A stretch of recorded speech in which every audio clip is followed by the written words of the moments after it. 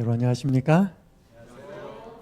저는 첫째 날 우리가 우연히 생긴 게 아니고 만들어진 존재다라고 좀 말씀을 드리는데, 그것을 믿기보다는 하나님께서 성경에 만들었다고 하는 부분들을 자세히 한번 좀 살펴보는 그런 좀 말씀을 드렸고요. 그분이 만드신 아름다운 것들이 어떻게 문제가 발생했는지, 아름답지 못한 상황이 생겼는지를 어제 시간에 좀 말씀을 드렸습니다. 결국 어제 말씀드린 것처럼 타락의 본질은 이기심이다라는 단어로 제가 좀 말씀을 드렸는데, 우리에게 많은 문제가 생기는 것들이 대부분 이기심 때문입니다. 여러분, 한 가지 질문을 좀 드리겠습니다. 여러분은 어느 쪽인가요? 사람 변한다? 사람 안 변한다? 대답 잘 하셔야 돼요. 이런 표현들이 있습니다. 3살 버릇 80까지 간다. 사람은 고쳐 서는 거? 아니다. 어느 쪽이에요? 안 변한다는 쪽입니다. 여러분, 만약에 여러분 사람 잘 안 변해요. 잘 안 변합니다. 어떻게 알아요? 자기를 보면 알아요. 일단. 그것도 누구를 봐도? 다른 사람을 봐도 그래요. 근데 잘 안 변합니다. 만약에 사람이 안 변한다 그러면 우리한테 희망이 없습니다. 그냥 이렇게 살아야 돼. 근데 저는 사람 잘 안 변하지만 저는 사람이 변한다고 믿습니다. 제가 변했거든요. 여러분, 제가 살펴보니까 안 좋은 이유 때문에 변하는 방법이 있고, 좋은 방법 때문에 좋은 이유로 변하는 사람이 있어요. 안 좋은 방법은 충격받으면 변해요. 사건, 사고가 터진다든지 어려운 일을 닥친다든지 이러면 사람이 바뀝니다. 근데 별로 좋은 거 아니에요. 두 번째는 감동받으면 변해요. 가슴이 따뜻해지고 눈물이 찡하고, 결국 이 감동받는다는 것은 내 마음에 합당한 사랑이 느껴질 때입니다. 이분 이야기 혹시 아시는지 모르겠습니다. 조정민이라고 하는, 지금은 목회를 하고 있는 분입니다. 이분은 여러분 정동영 씨 들어보셨나요? MBC 뉴스데스크의 앵커였는데, 이 사람하고 똑같이 MBC 방송국의 입사 동기였습니다. 한 사람은 정치를 하고 이 사람은 47살에 아내 때문에 신자가 됩니다. 근데 이 사람이 기자 출신이기 때문에 대학을 다닐 때 데모를 많이 했습니다. 이 세상이 너무 마음에 안 들어서 한번 바꿔보자, 돌멩이를 많이 던졌습니다. 잘 안 바뀌었습니다. 이분이 47살에 예수님을 믿고 이제 신학 공부를 하고 목사가 되었는데, 이분이 기자 출신이기 때문에 글을 짤막짤막한 것을 잘 썼어요. 책에 사람이 선물이다라는 책에 이렇게 기록합니다. 스물에는 20대를 말합니다. 세상을 바꾸겠다며 돌을 들었고, 뭔 이야기인지 아시겠죠? 데모했다는 것입니다. 30에는 30대에는 아내 바꾸어 놓겠다며 눈초리를 들었고, 결혼을 했는데 누가 마음에 안 들어요? 아내가 마음에 안 들어서 이렇게 째려보면서 눈초리를 들었고, 40에는 아이들 바꾸고 말겠다며 매를 들었고, 그러니까 온통 마음에 안 드는 겁니다. 바꾸고 싶었는데 50에야 바뀌어야 할 사람이 바로 나임을 깨닫고 들었던 거 다 내려놓았습니다. 내 입장을 고집하는 것이 이기심입니다. 입장 바꿔보는 사랑은 그래서 결코 실패하지 않습니다. 그렇게 대하면 변할 것 같지 않던 그 사람이 변합니다. 하나님이 절 그렇게 대해 주셔서 제가 변했고, 제가 제 아내를 그렇게 대했더니 아내가 변했고, 제가 제 아들들을 그렇게 대했더니 두 아들이 변했습니다. 변화되었다고 이야기를 하잖아요, 그죠? 근데 그 변화가 어디에서부터 시작됐다 그래? 자기한테서부터. 이 사람이 굉장히 엄격했습니다.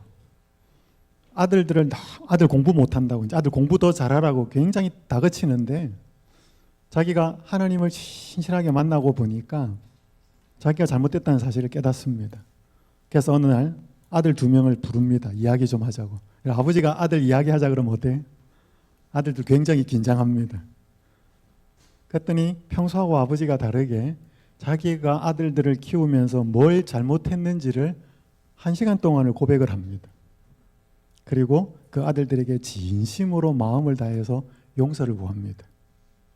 그러니까 큰아들이 아무 대꾸를 하지 않고 자기 방으로 가서 소리를 헝헝 내어서 1시간 동안 대성통곡을 합니다.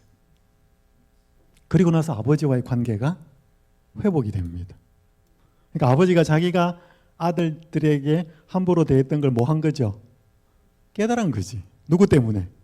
하나님 사랑 때문에. 그게 사랑이 아니었구나라는 사실을 깨달은 것입니다. 잘못을 고백한 겁니다. 여러분, 저는 그 정도는 아니었는데 저도 그랬습니다.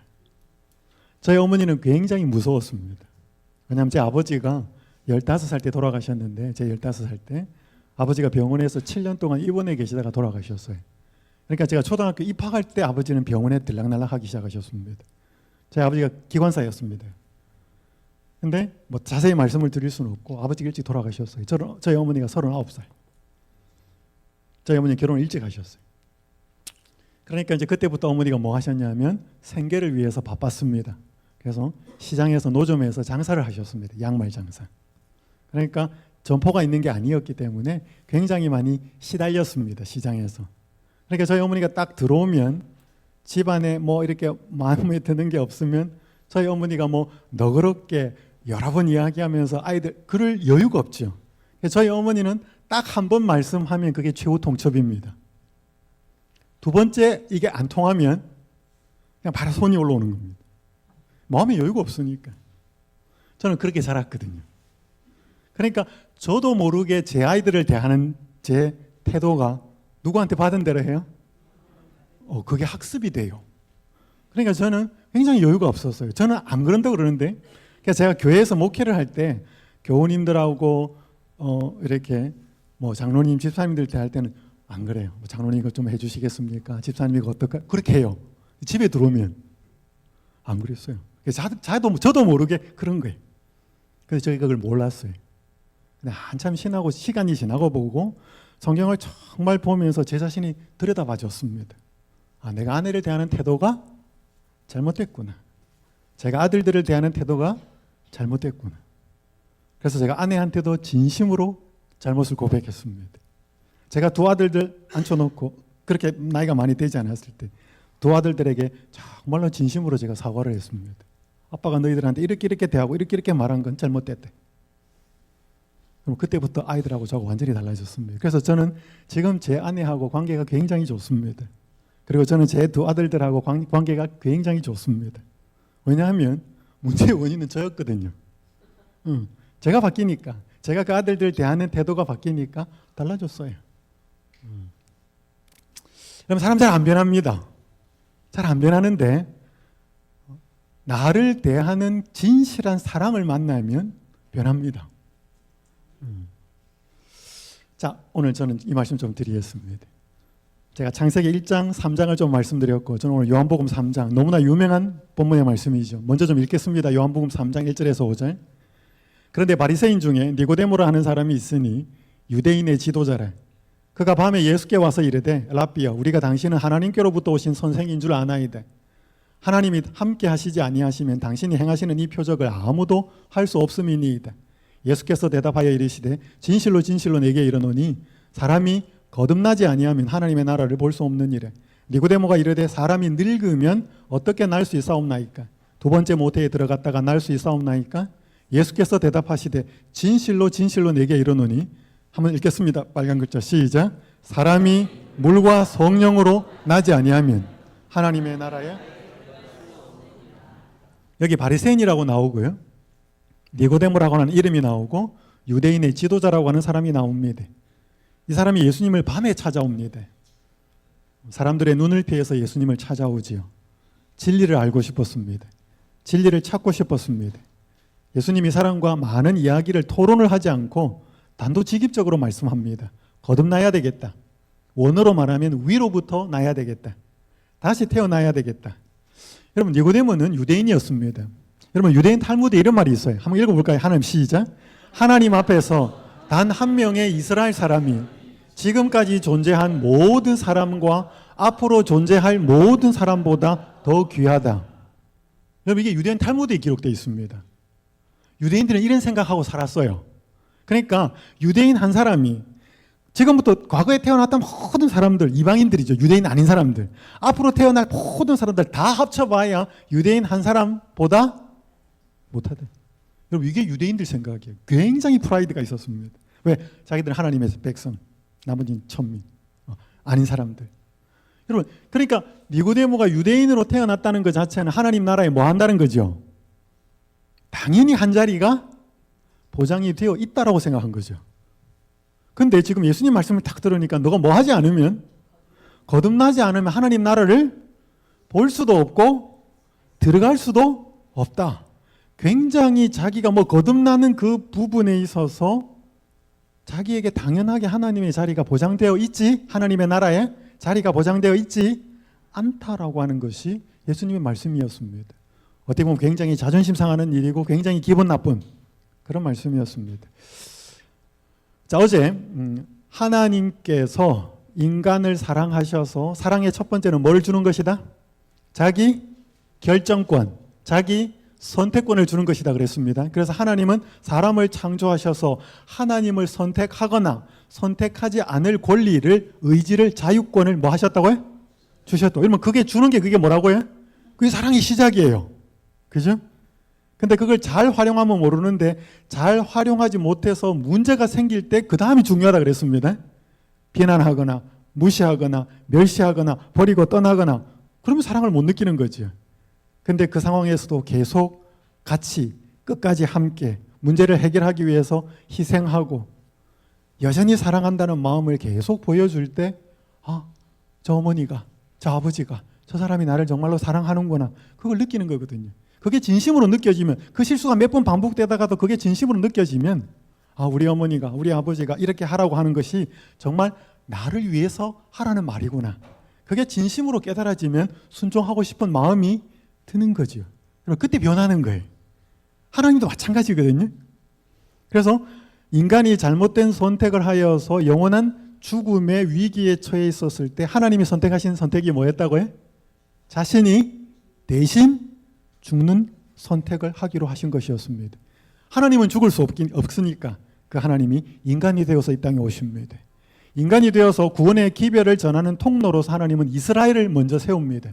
여기 갈라디아서 3장 8절에 보면 또 하나님이 이방을 믿음으로 말미암아 의로 정하실 것을 성경이 미리 알고 먼저 아브라함에게 복음을 전하되 모든 이방인이 너로 말미암아 복을 받으리라 하였느니라. 여러분, 여기 중요한 단어가 뭐냐면 먼저라는 단어예요. 아브라함을 통해서 이스라엘 나라가 생기거든요. 그러니까 하나님이 아브라함을 부른 이유는 뭐 때문에 부른 거예요? 아브라함에게 복음을 전해서 먼저 믿음으로 의를 경험하고, 구원이라는 말이거든요. 그래서 그를 통하여 이방인들을 믿음으로 의로 정하실 것, 구원하실 것을 성경이 알고 그랬다는 것이죠.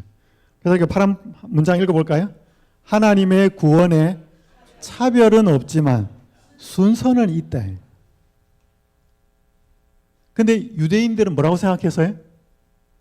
우리한테만 구원이 있고 니네들한테는 구원이 없다. 그러니까 아까 말한 것처럼 단 한 명의 이스라엘 사람이 유대인이 이렇다는 거죠. 여러분, 지금 이스라엘하고 팔레스타인하고 전쟁하고 일어나는 게 이거를 하고 무관하지 않아요. 그 사람들은 이거 굉장한 자부심을 있는 겁니다.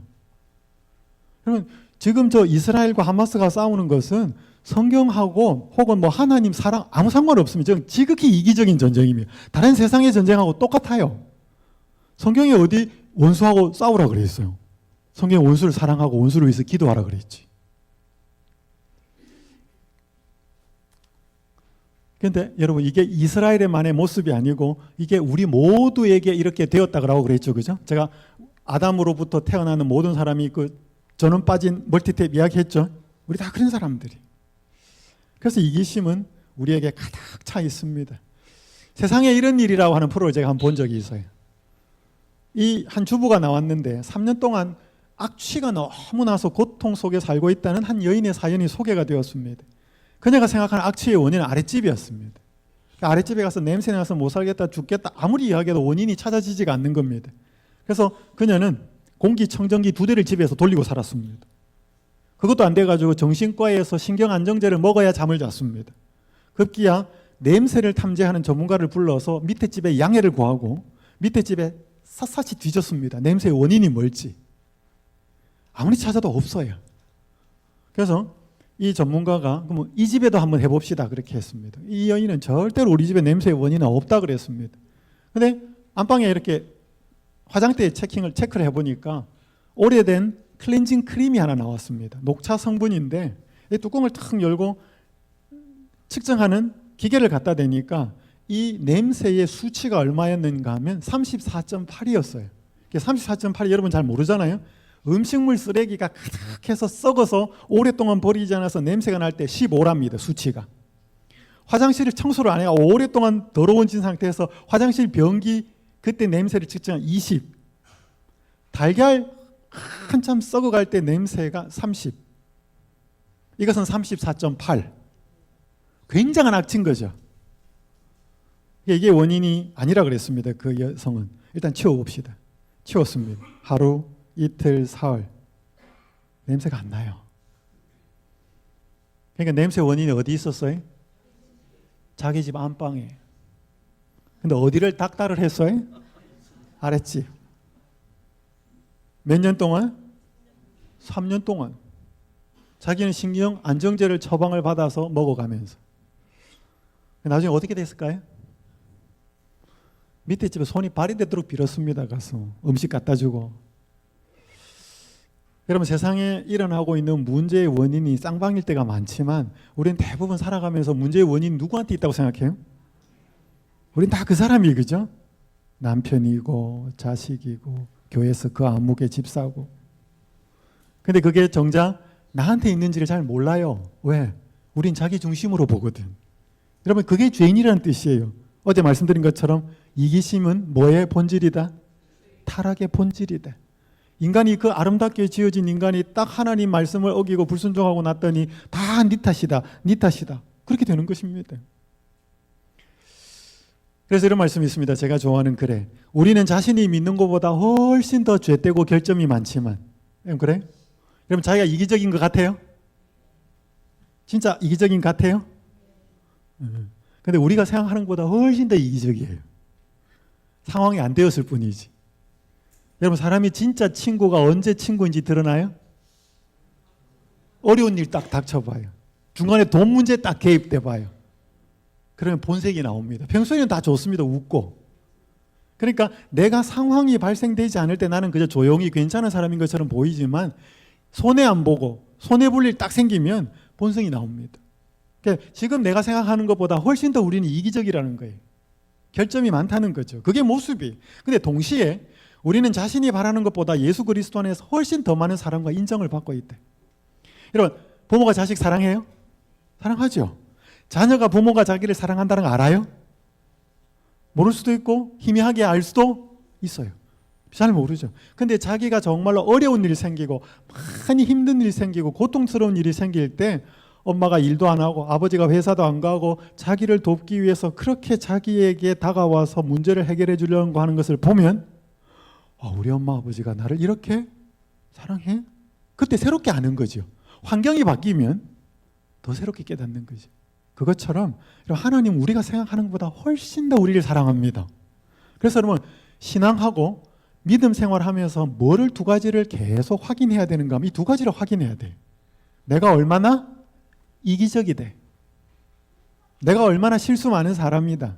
그러나 이런 나를 하나님은 버리지 않고 끝까지 사랑하고 끝까지 붙드신다. 여러분 이거 알면 희망이 있습니다. 그래서 여러분 이 자리에 지금 계시는 거예요.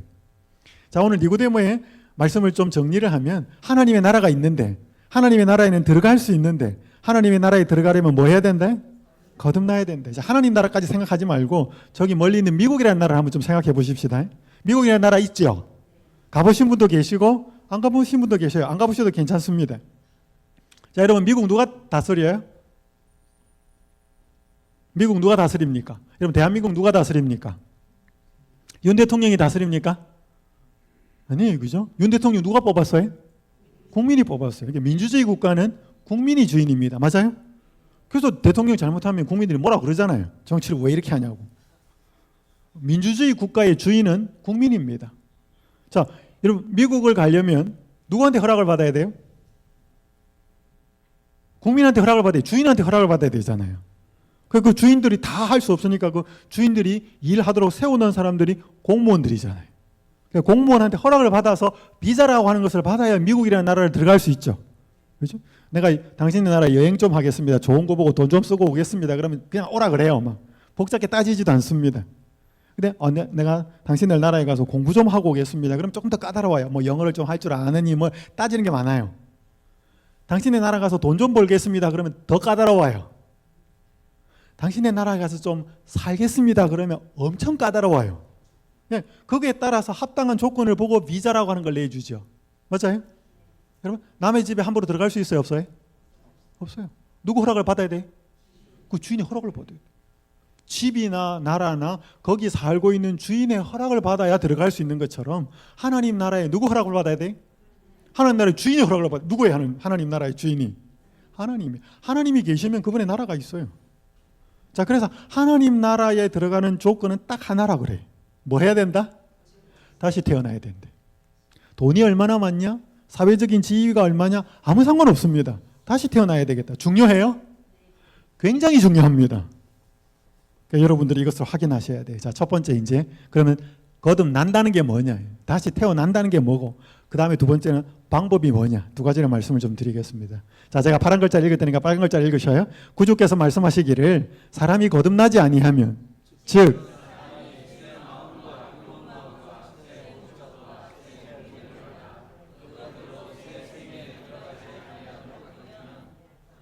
하나님 나라를 볼 수 없다고 하셨다. 자, 이게 설명이 돼 있죠. 정말 잘된 설명이. 사람이 새 마음과 새 욕망과 새 목적과 새 동기를 받아서 그것들로 새 생애에 들어가지 아니할 것 같으면 이게 거듭난다는 말이에요. 자, 거듭난다는 말이 뭐예요? 새 사람 된다는 것입니다. 무슨 사람요? 새 사람. 야, 새 사람 된다는 게 뭐냐? 여기 나와 있어요. 새 마음, 새 욕망, 새 목적, 새 동기. 뭐 말하면 다 붙이면 됩니다. 새 슬픔, 새 기쁨. 왜냐하면 여러분 세상 사람들 기쁜 이유가 있거든요. 근데 거듭나면 기쁜 이유도 달라져요. 여러분 슬픈 이유 있죠? 세상 사람들 슬픈 이유 있어요. 근데 거듭나면 슬픈 이유도 달라져요. 여러분 봐봐요. 세상 사람들 결혼하죠. 여러분 결혼하셨잖아요. 왜 결혼하셨어요? 사랑하니까. 또 할 때 됐으니까. 요즘 할 때 돼도 안 하는 사람들 많더라고요. 그죠? 자, 보통 결혼하는 이유는 행복하려고 하죠. 사랑하는 사람을 만나서. 혼자 살 때보다 둘이 살 때 더 행복하려고. 여러분 그거는 거듭나지 않아도 그런 목적으로 결혼해요? 세상 사람도 하나님 몰라도 예수님 몰라도 거듭나지 않아도 그런 목적으로 결혼해요. 근데 만약에 거듭난 사람은 결혼하는 목적이 좀 다를까요? 달라요. 여러분 세상 사람들은 왜 회사에 출근하고 돈 벌러 가요? 돈 벌려고 하죠. 수입 얻고. 그리고 시간 지나서 적당한 때에 대해 승진하고. 여러분 세상 사람들은 그렇게 돈 버는 목적이 있어요. 그죠? 그러면 거듭나면 돈 버는 목적도 달라질까요? 달라져요. 그래서 내가 만약에 오늘 여러분 계신 중에 교인들 중에서 내가 만약에 결혼하는 목적이 세상 사람과 다르지 않고 돈 버는 목적, 회사에 출근해서 돈 버는 목적이 세상 사람과 다르지 않으면 내가 거듭났는지 안 왔는지 확인해야 됩니다. 이게 반드시 달라야 돼요. 자, 사람이 거듭난다는 게 뭘까? 새 마음, 새 사람이 된다는 거예요. 제가 ST36 외국학원에서 이제 목회를 좀 하게 되었습니다. 제가 이때는 만난 게 아니고 이분을 뒤에 만나게 되었습니다. 이분이 한 여학생이었는데 대학교 4학년 때 영어를 배우러 온 겁니다. 이 아가씨는 이 20대 때 대학생인 이 아가씨는 자기가 30이 넘어서까지 살 거라고 생각을 안 하고 살았어요. 왜냐하면 원인이 술이었어요. 이 아가씨는 어떻게 젊을 때부터 술을 배웠는지 인생에서 술이 없으면 재미가 없다.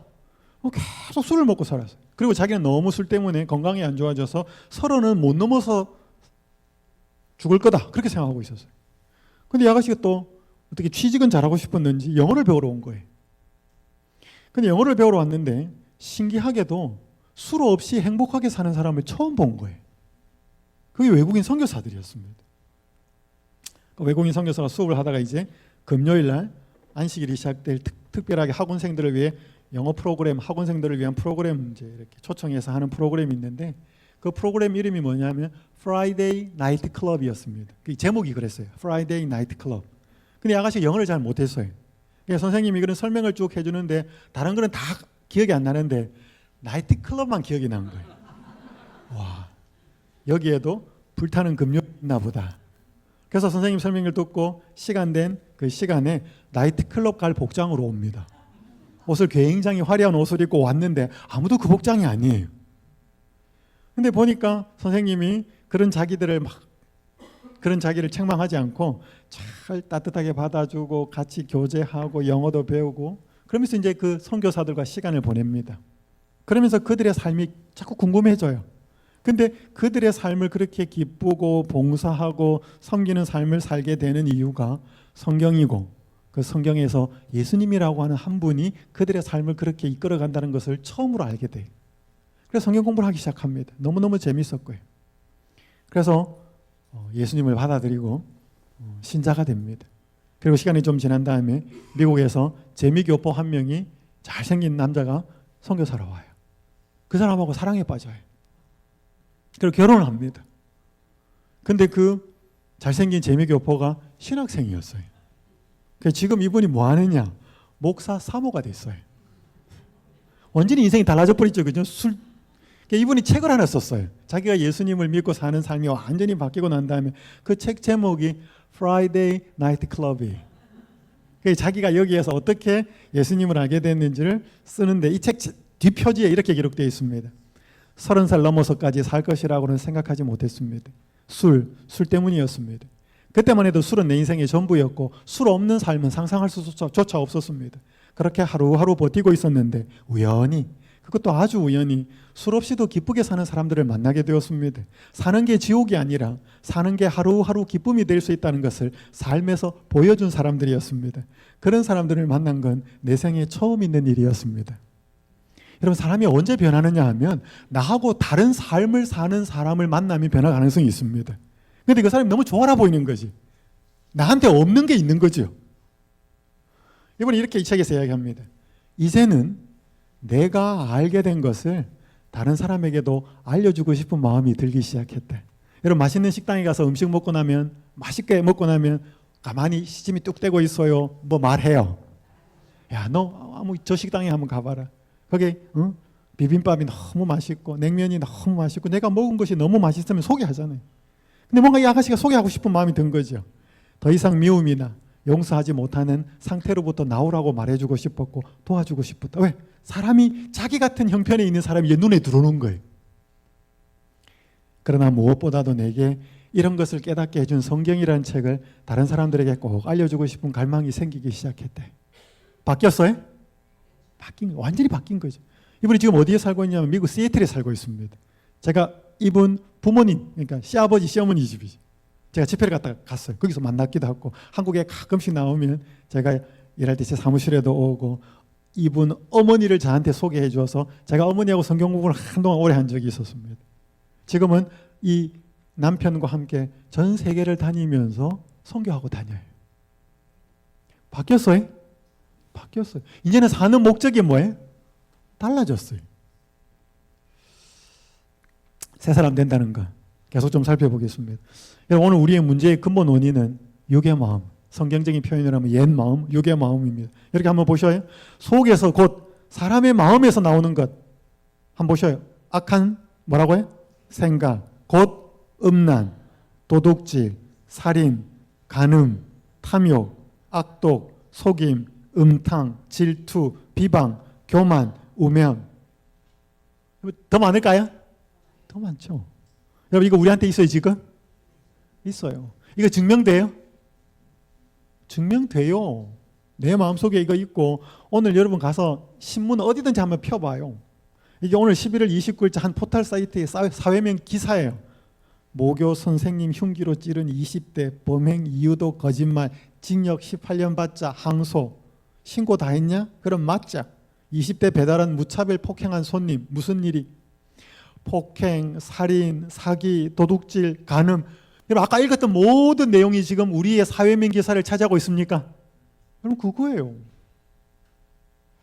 여러분 교회는 어떨까요? 교회는 하나님의 말씀을 믿노라고 주장하면서도 그들의 말과 정신과 품행에 전혀 변화를 볼 수 없는 사람이 많은데 그 까닭이 뭔가?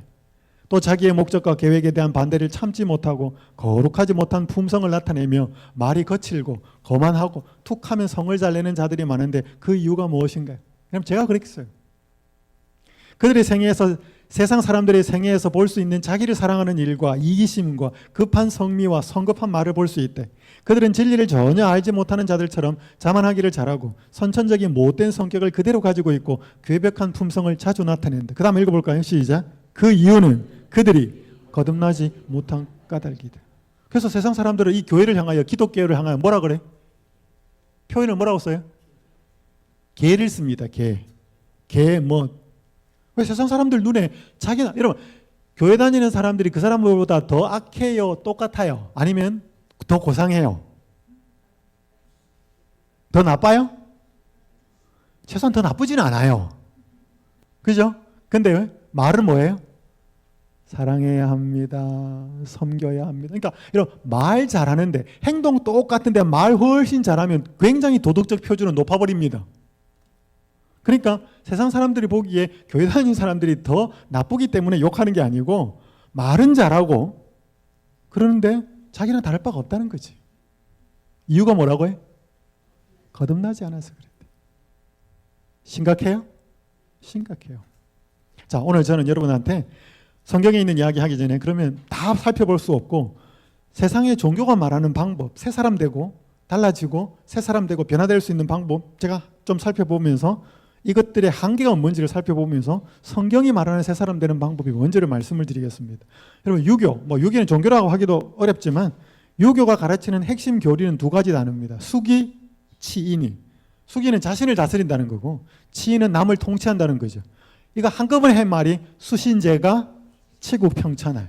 그래서 유교는 뭐냐면 자기를 잘 다스려서 그 다음에 자기 가정을 잘 다스리고 다른 사람을 통치하는 이렇게 수기를 잘 하는 사람을 뭐라고 유교에서 말하면 군자라 그럽니다. 이 수기를 잘 못하는 사람을 유교에서 뭐라 그래? 소인 그렇게 말해요. 혹은 소인배 그렇게 이야기합니다. 그래서 이 소인배가 수기를 잘해서 치인을 할 수 있는 그런 사람으로 되어가는 군자가 되어가는 5가지 구체적인 방법이 있는데 그게 뭐냐면 인, 의, 예, 지, 신이. 이게 유교가 말하는 5가지 덕목입니다. 그래서 여러분 서울에 보면 이 서울의 중앙에 경복궁이 있고 그 뺑 돌아가는 도성이 있는데 그 도성 바깥에 문들이 있습니다. 그래서 여러분 동대문이 있습니다. 동대문의 원래 이름은 흥인지문이에요. 그 다음에 반대편에는 서대문이 있는데 서대문의 원래 이름은 돈이문이에요. 인, 의. 여러분 남대문 원래 이름 뭐예요? 국보 제1호 숭례문이죠. 인, 의, 예. 북대문은 뭔가 하면 홍지문이라고도 하고 숙정문이라고도 했습니다. 인, 의, 예, 지. 신은 뭐예요? 보신각. 12월 31일 되면 연말에 타종하면서 새해를 알리는 그 보신각이 신이에요. 인, 의, 예, 지, 신. 고려시대 때에는 불교가 통치 원리였습니다. 국가적인 종교였죠. 그래서 나라가 바뀌면서 이제는 종교가 뭐로 바뀌어요? 유교로 바뀝니다. 그래서 인, 의, 예, 지, 신, 유교의 통치 이념을 가진 나라가 조선시대였습니다. 그래서 경복궁 주변으로 문들의 이름을 그렇게 갖다 붙인 거예요. 그래서 이 인의, 예, 지, 신이라고 하는 것을 열심히 도를 닦아서 마음의 수양을 해서 자기를 잘 다스려서 수기를 하면 그 사람들이 과거도 보고 해서 이제 재상도 되고 관리도 되고 다른 사람들을 통치하는 이게 유교예요. 그래서 유교가 추구하는 목표가 뭐라고 해요? 군자가 되는 것입니다. 군자. 그걸 행하는 방법이 인, 의, 예, 지, 신이.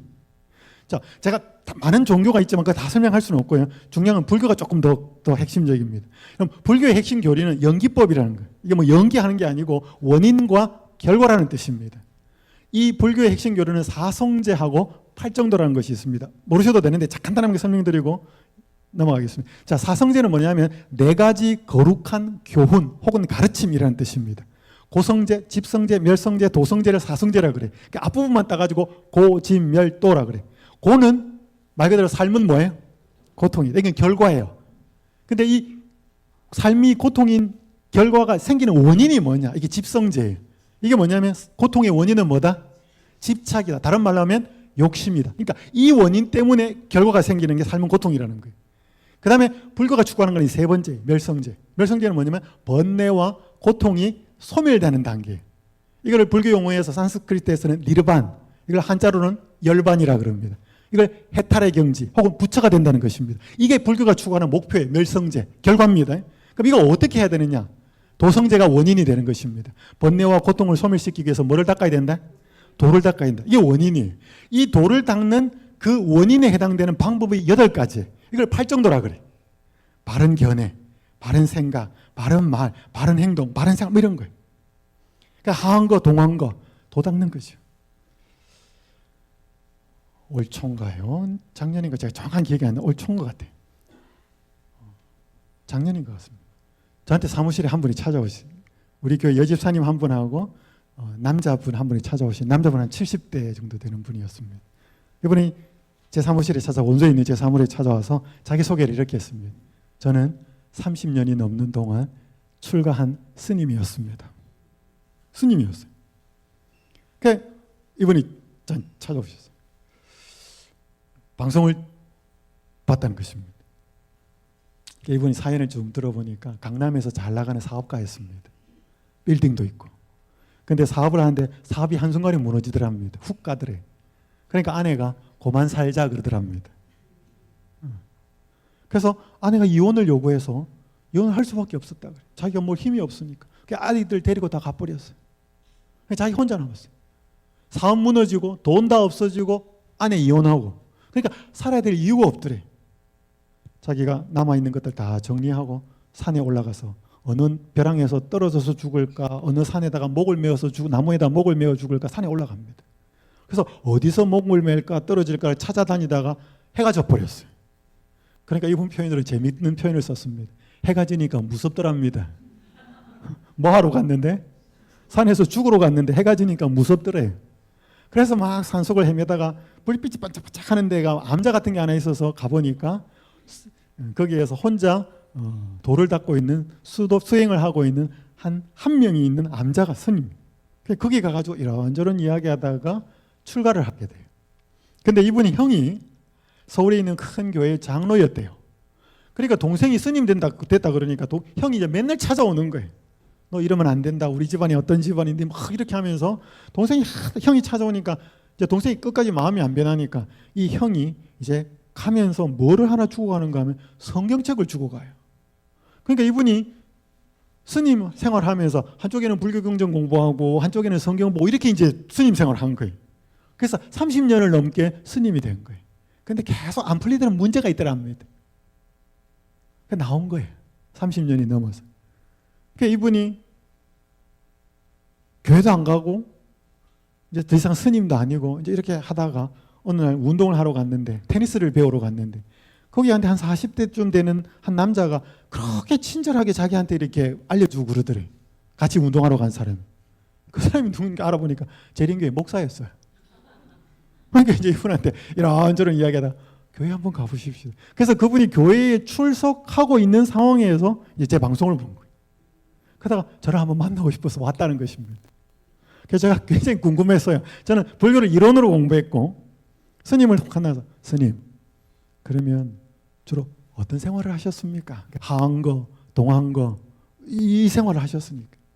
그러니까 이분이 하시는 말씀이 자기가 어릴 때부터 기억해내는 모든 죄를 다 고백하는 거예요.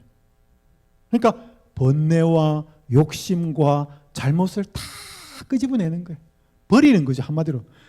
굉장히 수준 높은 수행을 하는 것입니다. 그 우리로 말하면 회개하는 거예요. 근데 우리는 하나님한테 하지만 그분들에게는 하나님이라는 대상은 없으니까 그게 떠오를 때마다 버리는 연습을 하는 거예요. 근데 버려줘요? 안 버려줘요? 계속 나오는 거죠. 여러분 불교는 어떻게 보면 굉장히 매력적인 종교입니다. 그죠? 세상에 집착하지 않고 욕심 부리지 않고 그거 허무한 걸 알고 버리는 것이니까 어떻게 보면 굉장히 매력적인데 문제는 이게 안 버려진다는 거예요. 그래서 여러분 제가 힌두교도 있고 힌두교도 카르마, 다르마 하면서 이슬람교 많은 종교가 있지만 여러분 다 세상 종교를 궁극적으로 들어가 보면 자신의 노력으로 특별한 경지에 도달하려고 하는 것이 세상 종교예요. 불교에는 부처, 유교에는 군자, 뭐 힌두교 같은 경우는 카르마라고 하는 법이 있습니다. 카르마라고 하는 그 업이 있어요. 업보. 그게 그 사람들은 전생에 잘못 살았기 때문에 그 카르마가 나쁜 업으로 자기는 태어났기 때문에 다르마라 그러면 다르마는 법입니다. 선한 다르마를 법을 잘 지켜서 선한 업보를 쌓으면 다음 생애에 좋은 사람으로 태어난다. 높은 신분이 태어난다. 사람에 태어난다. 그러니까 결국 그 사람들도 여기에서 뭐 해야 돼? 선을 행해야 하고 좋은 거 하면 다음 생애에 더 좋은 사람이 태어나. 그러면 세상의 모든 종교에 깔린 게 자기의 노력으로 특별한 경지에 도달하려고 하는 게 세상 종교입니다. 전부 다 그래요. 근데 그게 안 돼요. 여러분 이게 한번 맞춰보시죠. 초등학교 시험 문제에 나온 겁니다. 내 만에 들어갈 알맞은 말. 결심한 마음이 사흘을 가지 못하고 느슨하게 풀어져 버린 걸 뭐라고 할까요? 작심삼일이 그죠? 우리 알잖아요. 이 친구는 뭐라고 답을 했냐면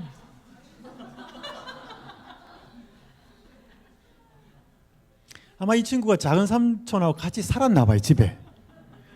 그 작은 삼촌이 한번 내가 한번 해보겠습니다. 근데 작은 삼촌 가만 보니까 이게 며칠을 안 가요? 사흘을 안 가요. 네, 또 그러고 작심한 마음이 사흘을 가지 못하고 곧 느슨하게 풀어버리는 건 작은 삼촌이 돼. 이 작은 삼촌 사진 한번 보십시오. 작은 삼촌.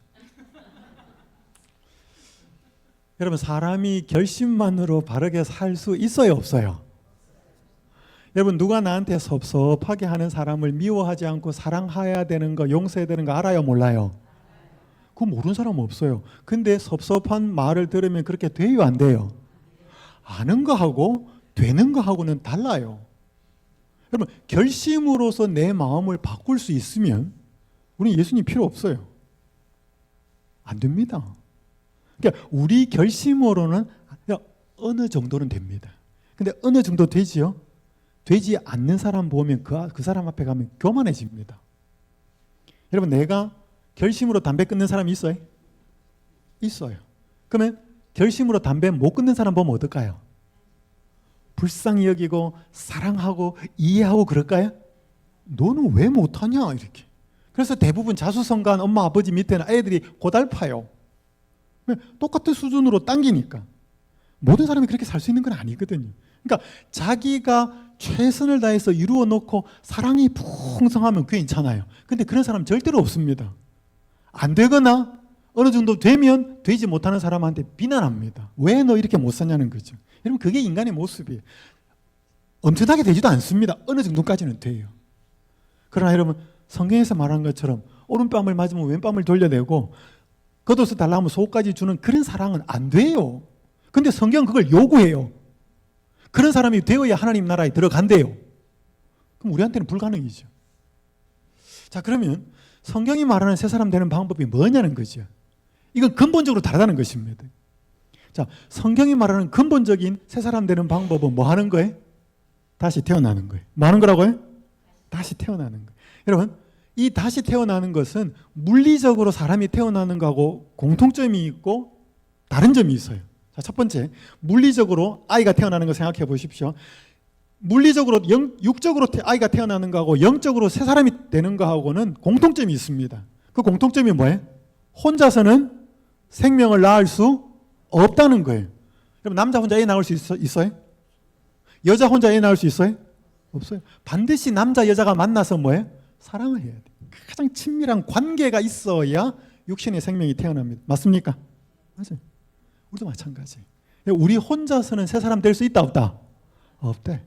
우리하고 예수님과 우리하고 하나님과 친밀하고 밀접한 사랑의 관계가 있어야 돼요. 그게 공통점입니다. 자, 차이점이 있어요. 차이점은 선택의 차이가 다르다는 거예요. 여러분, 육적으로 생명이 태어나는 건 선택할 권한이 있어요, 없어요?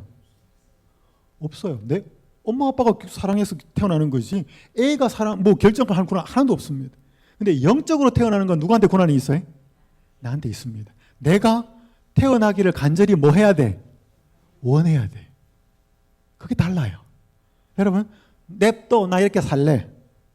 그런 사람이 있는 반면에 정말 사랑하고 정말 가정이 화목하고 따뜻하고 친절하고 왜 우리 가정하고 저 가정이 저렇게 다르지? 나 저렇게 되고 싶어. 나 저렇게 말하고 싶고 저런 마음을 갖고 싶어. 여러분 그게 간절히 원해져야 돼. 그래야만 내가 하나님을 구하게 되고 그 과정에 이르게 됩니다. 여기 이런 말이 있습니다. 릭 워렌이라는 한 미국의 목사님 이런 말이 있습니다. 우리가 어머니의 자궁에서 보낸 9개월이 그 자체로 끝이 아닌 다른 삶을 위한 준비였듯이 현재의 삶은 다음 삶을 위한 준비 과정이 돼요. 여러분, 아기가 엄마의 모태의 자궁에서 생겨났을 때 그게 끝이 아니잖아요. 그게 280일 동안 잘 여기서 자라가지고 응애하고 나와서 여기 들어가 있을 때와는 다른 삶을 여기에서 살잖아요. 그것처럼 우리가 이 땅에서의 사는 삶은 뭐예요? 이 자체가 끝이 아니고 또 다른 삶을 위한 준비 과정이라는 거지. 마치 이 아이가 여기 뱃속에 잉태되어서 새로운 삶을 살기 위해서 태어나기 위한 준비로 여기 잉태된 것처럼. 근데 많은 사람들은 이 세상이 끝이에요. 여기가 돈 벌고 잘 살고 명예 얻고 인기 얻고 편안하게 살고 뒤는 없는 거죠. 근데 성경은 뭐라고 말하는가 하면 이게 끝이 아니다. 너에게는 영원한 생명이 있는데 이 땅에서 사는 80년, 90년, 100년 이 기간은 그 삶을 위한 준비 과정으로서 다시 태어나고 거듭나는 위를 위해서 너가 여기서 선택해야 된대. 이게 오늘 우리에게 주어진 기간이라는 것입니다. 여기서 돈 얼마나 버냐, 인기 얼마나 얻었냐, 세상 사람들에게 얼마나 존중받고 있느냐, 그게 아니라는 것입니다. 이해되시나요? 이제 그 삶이 어떤 것인지는 제가 안식일날 이야기 좀 하겠습니다. 그래서 다시 태어나는 방법을 성경이 이렇게 이야기합니다. 모세가 광야에서 뱀을 든 것 같이 인자도 들려야 하리니 이는 그를 믿는 자마다 영생을 얻게 하려 하심이라. 여러분, 이게 이제 모세는 여기 니고데모는 구약을 알고 있는 사람이기 때문에 예수님이 설명하는 것입니다. 자, 여기 보면 모르는 분이 계시니까 이스라엘 백성들이 이집트에서 종살이를 하다가 모세의 지도를 받아서 이집트를 나오지요. 그래서 광야에서 생활하는데 그들이 늘 불평과 불만을 하기 때문에 하나님의 보호하시는 손길이 잠시 거두어질 때 그 광야에는 뱀이 많았습니다. 그 뱀이 이스라엘 백성들의 텐트로 들어오면서 많은 사람들을 물어서 죽였습니다. 그래서 열이 많이 나면서 죽었기 때문에 이걸 불뱀이라고 그랬습니다. 자, 그렇게 불뱀 때문에 죽어갈 때 하나님이 모세 보고 뭐라 하냐면 장대 위에다가 놋으로 그 뱀을 만들어서 높이 달아라. 그러면 그것을 쳐다보는 사람은 살리라 그랬습니다. 자, 질문을 드릴게요. 여러분, 뱀에게 물려보셨어요? 물리지 마셔요. 뱀에게 물렸는데 어떻게 해야 살아요? 독이 있는 뱀한테 물렸으면 해독제를 먹거나 주사를 맞거나 그래야 되잖아요. 근데 그 문 뱀 모양하고 똑같이 만들어가 높이 들어가지고 저거 쳐다보면 살 거다. 과학적으로 맞아요? 이성적으로 맞아요? 상식적으로 맞아요? 안 맞아요. 그래서 쳐다본 사람도 있었고 안 쳐다본 사람도 있었을까요? 있었죠. 근데 이 성경에 보니까 노뱀을 쳐다본 즉 모두 뭐 하더라? 살더라. 여러분, 뱀에게 몰려서 죽어가는데 노뱀을 쳐다보면 살아요, 안 살아요? 안 살아요. 근데 살았대. 그럼 누가 살린 거예요? 그죠? 이것을 쳐다보는 조건으로 누가 살린 거예요? 하나님이 살린 거지. 그럼 이게 중요하죠. 왜냐하면 이렇게 죽어가는 원인이 불순종 때문이었고 순종하는지를 본 거예요. 말이 안 되는 이야기인데 누가 말하면? 하나님이 말하면 순종해야 돼. 여러분, 그걸 본 거예요. 그것처럼 뱀이 높이 들리는 것처럼 인자도 들려야 하라. 인자는 예수님 자기를 가리키는 거예요. 예수님 자기가 높이 들릴 건데 예수님을 쳐다보면 여기 보니까 그를 믿는 자마다, 여기 믿는다는 것은 결국 뭐에서 시작하는가 하면 쳐다보는 거거든요. 여러분, 저 처음 보신 분 많죠? 뭐 방송을 통해서 보신 분도 있다 그러는데 저 믿을 수 있어요? 왜 그렇게 당황하셔요? 여러분, 사람을 한 번 보고 믿을 수 있어요? 쉽지 않아요. 여러분, 그 사람을 믿는다, 못 믿는다는 것은 의지적인 작용이 아니고 결과예요. 그 사람을 알면 믿을 수 있다, 믿을 수 없다, 두 개가 결정이 나는 거죠. 맞아요? 그래서 믿으려면 뭐 해야 돼요? 알아야 돼요. 알려면 뭐 해야 돼요? 그 사람의 삶을 쳐다봐야 되죠. 동거래를 어떻게 하는지, 말은 어떻게 하는지, 가족은 어떻는지, 일은 어떻게 하는지, 인간관계는 어떻는지 그 사람을 자꾸 쳐다보면서 그 사람을 쳐다보고 생활을 보면 정보가 들어오잖아요. 그러면 그 사람을 알고 나면 저 사람 믿을 수 있겠다. 정보가 많이 모아졌는데 저 사람 믿을 수 없겠다. 그러니까 여러분, 믿는 거는 억지로 안 돼요. 믿는 거는 반드시 뭐가 들어가야 돼? 알아야 돼. 알아야 돼. 알려면 뭐 해야 돼? 쳐다봐야 돼. 쳐다봐. 굉장히 중요합니다. 자, 여러분 봐봐요. 굉장히 잘생긴 남자하고 굉장히 멋진 아가씨하고 자꾸 쳐다봐요. 무슨 일이 생길까요? 그런 거 안 해보셨어요? 여러분, 굉장히 멋진 사람과 굉장히 멋진 아가씨가 자꾸 쳐다보면 없던 마음이 뭔가 생겨요. 맞아요? 좋은 마음이 생겨요. 근데 좀 이상하게 생겼고 막 싫은 사람 자꾸 쳐다보면 어때? 싫은 마음이 막 생겨요. 그러니까 자꾸 쳐다보고 그 사람에 대해서 알면 뭔가 마음이 생겨요. 여러분, 이 세상에서 가장 슬픈 소식은 사람 죽었다는 이야기예요. 맞아요? 이 세상에서 가장 슬픈 이야기는 사람 죽었다는 이야기. 연세 많이 드셔서 돌아가신 분 이야기도 슬프지만 젊은 사람이 죽었다는 것은 더 슬픈 이야기예요. 맞아요? 그러니까 누군가를 죽어가는 걸 쳐다보면 어때요? 아파서 죽었나? 아파서 죽어가나? 사고로 죽었나? 사고로 죽어가나? 왜 저렇게 죽어가지? 여러분, 생각이 들 거 아니에요. 근데 예수 그리스도라고 하는 존재를 죽어가는 것을 쳐다보면 저 존재는 왜 죽어가지? 자기 죄 때문이야? 아니면 다른 거야? 여러분, 누군가가 어떤 사람이 고통스럽게 죽어가는 걸 쳐다본다면 아무 생각이 있을 수는 없다는 거예요. 생각이 들어간다. 근데 그 사람의 죽음이 오늘 나를 위하여서 나하고 관련된 죽음이라 그러면 더 중요할까요? 그죠? 여러분, 제가 미국 유학 중에 여기 어디냐면 워싱턴 DC에 있는 수도에 있는 한국전쟁 기념관이에요. 혹시 가본 사람분도 계실 텐데 여기는 건물이 있는 게 아니고 그냥 이렇게 야외에 있습니다. 미군들이 판초 위 비옷을 입고 이렇게 행진하는 모습인데 이렇게 쭉 가다 보면 저 끝에 가보면 이런 벽이 하나 있습니다. 한 1m 한 50cm 정도 되고 가로로 한 10m가 되는데 이 벽에 뭐라고 적혀 있냐면 Freedom is not free 이렇게 적혀 있습니다. 자유는 공짜가 아니다. 이 앞에 한 바닥에 한 문장이 적혀 있는데 굉장히 감동적인 문장이 적혀 있습니다. 우리 국민은 한 번도 만난 적이 없는 국민들과 전혀 알지도 못했던 나라를 지키라는 부름에 응한 조국의 아들과 딸들에게 경의를 표합니다. 이 말이 적혀 있어요. 그러니까 이 미국이라는 나라가 연합군 제일 많이 왔잖아요. 한국 전쟁 때. 많이 죽었어요? 여러분, 그 사람들이, 그 군인들, 새파란 젊은 군인들이 한국 전쟁 때 올 때 대한민국이 어디 있는지 알았을까요? 대한민국 사람들이 어떻게 사는지 알았을까요? 몰라. 딱 명령 하나 받고 들어온 거죠. 그래서 살아서 간 사람들이 있지만 죽은 사람들 많아요? 많아요. 여러분, 제가 여기 갔을 때 처음에 별 생각이 없었어요. 그냥 누가 오고 뭐 이렇게 이런 거 있으니까 안내도 하고 한 번, 두 번, 세 번 여기 자꾸 가니까요. 이 문장을 읽을 때마다 생각이 조금 달라져요. 이 사람들 왜 죽었지? 왜 그 젊은 친구들이 여기 와서 알지도 못하는 나라와 알지도 못하는 국민들을 위해서 왜 죽었지? 여러분, 그 사람들이 죽은 결과로 제가 뭘 누리고 있어요? 자유를 누리고 있잖아요. 여러분, 제가 북한에 태어나서 봐요. 자유가 있는가? 우리 모두 마찬가지죠. 여러분, 우리가 지금 누리고 있는 자유를 누군가는 그 자유를 지키기 위해서 희생당했습니까? 죽었어요? 이름도 모르고 얼굴도 모르는 그 사람들 그랬습니까? 고마워요? 고맙지요. 안 고마우면 나쁜 사람이죠. 우리가 그런 혜택을 받고 있는데, 여러분, 우리를 위해서 누군가가 희생당하고 죽었기 때문에 우리가 그 자유를 누리고 있다면 우리는 당연히 감사해야 되지 않아요? 생각해보고 또 생각해보고. 저는 뭐 굉장히 애국자는 아닙니다. 하지만 고마워요. 이 사실을 확인하면. 그런 일이 일어났다는 거예요, 우리한테. 어제도 잠깐 살펴보았지만 그가, 빨간 걸 잠깐 읽겠습니다. 시작. 그가 찔림은 우리의 허물 때문이요 그가 상함은 우리의 죄악 때문이래. 그가 징계를 받음으로 우리는 평화를 누리고 그가 채찍에 맞음으로 우리는 나음을 받았더라.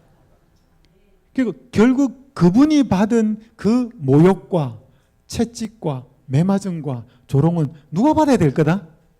내가 받아야 될 거다. 그래서 여러분, 세상의 모든 종교들의 공통점은 네가 돌을 닦든지 인의 예지신을 하든지 하한거 동한거를 하든지 뭔가 다르마를 잘 샀든지 뭔가를 잘해서 네 스스로가 앞으로 더 나은 경지에 도달하려고 애를 써라. 이게 세상 종교의 공통점입니다. 근데 성경이 말하고 있는 중요한 핵심은 네 스스로는 그거 안 된다. 네 스스로는 그거 안 되는데 너를 위해서 그걸 이룬 분이 한 분이 있다. 그분을 쳐다보고 그분이 나한테 어떤 사랑과 은혜를 베풀었는지 확인해봐라. 쳐다봐라. 그러면 너에게 믿음이 생길 거고 감사가 생길 거고 감동이 생길 건데 그것이 가슴에 새겨진 채로 살면 어떻게 사는지 한번 네 생활을 점검해봐라. 그래서 성경의 가장 핵심적인 교리는 대속이라는 거예요. 대속이 뭐예요? 대신 갚아주는 거예요. 내가 갚을 능력이 없는데 돈 많은 사람이 내 채무를 대신 갚아주면 나는 더 이상 빚에 허덕일 필요가 없어요. 그게 대속이에요. 그것이 우리를 위해 이루어졌다라고 하는 사실을 확인하는 거예요. 여러분 다를까요? 달라요. 제가 한 이야기 드리고 이제 마무리하겠습니다. 제가 목회를 하는 중에 학원에서 젊은 주니어 학생들을 데리고 소백산 유스 호스텔에서 캠프를 갔습니다. 어디 가다 보니까 제가 대장이 됐어요. 할 줄도 모르는데 3박 4일 캠프를 약 한 4, 5개월 동안 준비를 했는데 이틀 먼저 캠프를 들어갔습니다. 이제 임원들은. 제 아내도 가고 제가 이틀 포함해서 3박 4일 그러니까 총 5박 6일 동안 전체가 다 잔 기간은 10시간이 안 돼요. 무전기 하나 들고 다니면서 땀을 너무 많이 흘려서 속옷을 하루에도 2-3번씩 갈아입으면서 제 아내는 빨래 해주고 잠도 못 자고 밥도 못 먹고 그렇게 5박 6일의 기간이 지났습니다. 이제 캠프가 거의 다 끝나갈 때쯤 마지막 날 마치는 날 새벽이 되었습니다. 아침에 일어났는데 굉장히 몸이 무거웠습니다. 천근만근. 여기 소백산 유스 호스텔 그 장소에 어느 한 벤치에 가서 무릎을 꿇고 기도를 하는데 눈을 감고 기도를 하는데 막 어깨부터 무릎 온 만신이 쑤셔서 기도가 안 돼요. 포기하고 벤치에 탁 걸터 앉았습니다. 그러니까 지난 한 4-5개월간 있었던 일들이 쭉 이렇게 필름처럼 지나가는데 굉장히 좀 서운한 마음이 들었어요. 이거 대장을 내가 왜 해가지고 애들하고 시간 보내는 것도 못하고 아내하고 시간 보내는 것도 못하고 뭐 이렇게 손해도 보고 이렇게 막 그러니까 막 신경질이 나는 거예요. 그게 잠시 그 생각이 지나가다가 순간적으로 무슨 생각이 들어가는가 하면 제가 그때 이제 무슨 생각이 드는가 하면 내가 시간도 잃어버리고 내 돈도 잃어버리고 내가 가족들하고 보내는 그런 것도 잃어버리니까 뭐가 얻어졌지? 그때 그러면서 함께 일하던 목회자와의 어떤 관계, 교사들 또 아이들이 예수님을 알게 되고 이런 것들이 쭉 지나가면서 누군가가 잃어버리는 희생을 해야 누군가는 좋은 것을 얻게 되는구나, 되는가 보다 이 생각까지 들어온 거예요. 여러분 그런 생각이 딱 하고 거기서 끝난 게 아니고 예수님이 이 땅에 왜 오셨지? 예수님이 이 땅에 오셔서 무엇을 행하셨지? 예수님이 무엇을 잃어버렸지? 여러분 그 생각이 드는 거예요. 여러분 예수님이 이 땅에 오셔서 자기 생명을 잃어버렸잖아요. 여러분 그거 제가 목사니까 알 거 아니에요? 근데 그날따라 그것이 가슴속에 쭉 들어오면서 예수님이 자신을 잃어버렸기 때문에 자신의 시간, 자신의 삶, 자신의 생명을 잃어버렸기 때문에 그것을 통해서 내가 생명을 얻었다라는 사실이 가슴에 깨달아지기 시작했습니다. 그러니까 이제 막 눈물이 나오는 거예요. 아마 남들이 보면 약간 미친놈 같았을 겁니다. 혼자서 막 눈물, 콧물 막 딱 그렇게 한 몇 분을 실컷 울었어요. 그 마음속에 가슴에 이렇게 쭉 무슨 생각이 드는가 하면 그 예수님의 잃어버린 희생이 가슴속에 쭉 생각이 지나면서 내가 좀 더 잃어버렸으면 좀 더 희생했으면 더 많은 사람들이 얻게 되었을 건데 왜 더 못 잃었을까? 더 많이 희생하지 못했을까? 그 생각이 났어요. 그렇게 한참 예수님의 사랑과 그 예수님의 희생이 너무 감격되어서 울다가 일어났어요. 일어나는데 그때까지 제 어깨와 무릎과 온 몸을 천근만근처럼 누르고 있던 그 몸이 깃털처럼 가벼웠습니다. 탁 일어나는데 너무너무 몸이 가벼운 거예요. 제가 어깨 만져보고 무릎 만져보고 허리 만져보고 왜 이렇지 왜 이렇지 몸이 너무 가벼운 거예요. 그러니까 실컷 울고 그 예수님의 희생에 대해서 생각하면서 그분이 잃어버린 것 때문에 우리가 얻게 되었다는 사실 그것이 내 마음에 전달되면서 우리가 뭔가 그 사랑을 알고 희생하고 여러분 결국 자식이 잘 성장하기 위해서는 누구 희생이 있어야 돼요? 부모 희생이 있어야 돼. 학생들이 잘 성장하고 디딤돌을 딛고 올라가서 성장을 잘하기 위해서 누가 희생이 있어야 돼? 선생님 희생이 있어야 돼. 여러분 그런 것 없이도 멋진 결과물이 일어난다. 그런 거 없어요. 여러분 사과에, 감에, 레몬에 멋지게 그것이 과일이 맺히려고 그러면 누구 희생이 있어야 돼? 농부의 희생이 있어야 돼요. 세상은 그런 희생을 딛고 결과물이 나오는 거죠. 맞아요? 그래서 어떤 사람은 돈 때문에도 희생할 수 있습니다.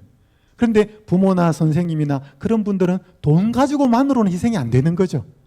결국 사랑이 들어가고 그들을 애정이 들어가기 때문에 그 희생을 감내하는 거죠. 맞아요? 그 희생을 하면서도 기분 나쁘면서 해요? 감사하면서 하잖아요. 여러분 그런 희생이 우리를 위해서 베풀어졌다는 것이에요. 누구에게서부터? 예수님에게서부터. 여러분 우리가 이것을 자꾸 바라보고 확인하는 게 뭐 하는 거예요? 거듭나는 것입니다. 제가 이 한 이야기 읽고 마무리하겠습니다. 이 한 젊은 집사님이 세상을 떠났어요. 암으로. 근데 짧은 기간 동안 예수님과 깊은 관계를 회복하면서 세상을 떠났고 오빠가 목사인데 재림교회 목사인데 오빠에게 보낸 편지 내용이 일부입니다. 내가 청년의 때부터 했던 영적 고민의 답을 비로소 40세에 성령님의 도우심으로 말씀을 정독하게 되면서 회개와 거듭남이 무엇인지 경험으로 알게 되었어요. 진리의 교사이신 성령님께서 갈급한 심령에 알게 해주셨어요. 진리이신 예수님 인격적으로 만나게 되면서 나의 삶은 태어나서 처음으로 맛보는 평안과 행복을 경험하게 해주셨고 매일 영생의 소망 가운데 살게 해주셨어요. 자라나는 과정 속에서 실수하고 실패도 많이 했지만 결국 고난 속에서 이제 생명이 얼마 남지 않았던 기간이에요. 결국 고난 속에서 회개하게 하셔서 돌이키게 하신 하나님께 감사드려. 부활의 소망 가운데 매일 매순간 살게 하시니 감사할 따름이야. 재림의 날이 예수님 만나는 날이니까 좋아. 여러분 이게 생명이 이제 얼마 남지 않은 한 여집사님이 오빠한테 보낸 편지예요. 내 마음속 여러분 사람의 생명이 얼마나 남지 않았다 그러면 굉장히 두렵고 그거 할 때 전혀 그런 게 없어요. 내 마음속에 세상에서 처음 태어나는 맛보는 평안과 행복을 경험하게 해주셨어요. 여러분 결국 오늘 우리가 하나님 나라에 들어가는 건 우리 스스로는 안 됩니다. 근데 누구를 쳐다볼 때 오늘 우리를 위하여 희생하신 그분을 자꾸 쳐다볼 때 우리의 마음속에 멋진 남자 멋진 여자가 자꾸 쳐다보면 없던 마음이 생기는 것처럼 우리의 마음에 생기는 그 사랑의 마음, 고마운 마음, 여러분 그게 새 마음이에요. 그게 없는 사람과 그게 있는 사람은 차원이 다릅니다. 이 말씀 읽고 마치겠습니다. 두 말씀 읽고 마치겠습니다. 시작. 하나님을 알게 되면 그분을 사랑하게 될 것이다. 왜 하나님을 알게 되면 왜 그분을 사랑하게 돼요? 그분이 그렇게 사랑스러운 분이라서 그래요. 여러분 누구를 알게 되었는데 그 사람은 절대로 사랑할 수가 없어. 그분은 왜 그래요? 그분이 그렇게 사랑할 수 없는 사람이라서 그래요. 이유는 그거밖에 없어요. 또 하나만 더 읽읍시다. 시작. 하나님을 알면 알수록 우리의 행복은 증대될 것이다. 왜 그래요? 그분을 알면 알수록 왜 우리의 행복이 증대될까요? 그분이 우리의 행복을 위해서 죽으셨고 지금도 그렇게 일하고 계시니까.